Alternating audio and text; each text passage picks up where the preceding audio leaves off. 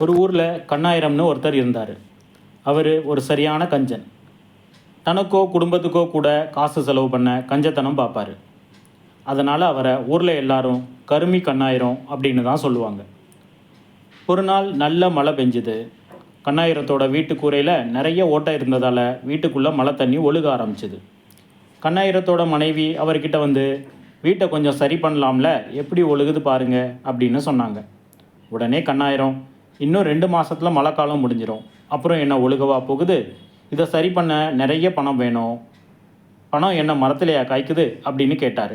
அப்புறம் ஒரு நாள் கண்ணாயிரத்தோட பையன் கண்ணாயிரத்துக்கிட்ட வந்து கிரிக்கெட் பேட்டும் பாலும் வாங்கித்தர சொல்லி கேட்டான். அதை கேட்டதும் கண்ணாயிரம் கோபமாக, போ அதெல்லாம் ஒன்றும் கிடையாது, பணம் என்ன மரத்திலையா காய்க்குது அப்படின்னு சொல்லி திட்டி அனுப்பிட்டார். அப்புறம் இன்னொரு நாள் ஒரு பிச்சைக்காரன் தெரியாமல் பிச்சை கேட்டு கண்ணாயிரம் வீட்டுக்கு வந்துட்டான். கண்ணாயிரம் அவனை பார்த்ததும் நல்லா திட்டி அனுப்பிட்டார். அதிலிருந்து அவன் கண்ணாயிரத்தை தூரத்தில் பார்த்தாலே பயந்து ஓடிடுவான். அதுக்காக கண்ணாயிரத்துக்கிட்ட பணம் இல்லை அப்படின்னு நினச்சிடாதீங்க. அவர்கிட்ட நிறைய பணம் இருந்துச்சு.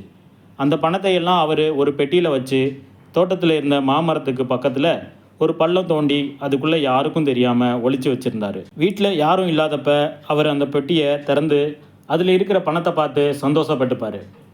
அப்புறம் அதை திரும்பவும் அங்கேயே வச்சு மண்ணை போட்டு மூடிடுவார். ஒரு நாள் அவர் அந்த பணப்பட்டியை வெளியே எடுத்து பார்க்கும்போது ஒரு திருடன் மறைஞ்சிருந்து பார்த்துட்டான். அந்த திருடன் அன்னைக்கு ராத்திரியே வந்து அந்த பணப்பெட்டியை எடுத்துகிட்டு ஓடிட்டான். 2 நாள் கழித்து கண்ணாயிரம் வழக்கம் போல் பணப்பெட்டியை பார்க்கலாம் அப்படின்னு வந்தார். ஆனால் அங்கே பணப்பெட்டி இல்லை. அதை பார்த்ததும் அவர், நான் சேர்த்து வச்ச காசெல்லாம் போச்சே அப்படின்னு ஓன்னு அழ ஆரம்பித்தார். அந்த வழியாக வந்த ஊர் பெரியவர் கண்ணாயிரத்துக்கிட்ட என்னாச்சு அப்படின்னு கேட்டார். உடனே கண்ணாயிரம் நடந்ததை சொல்லி அழுதார்.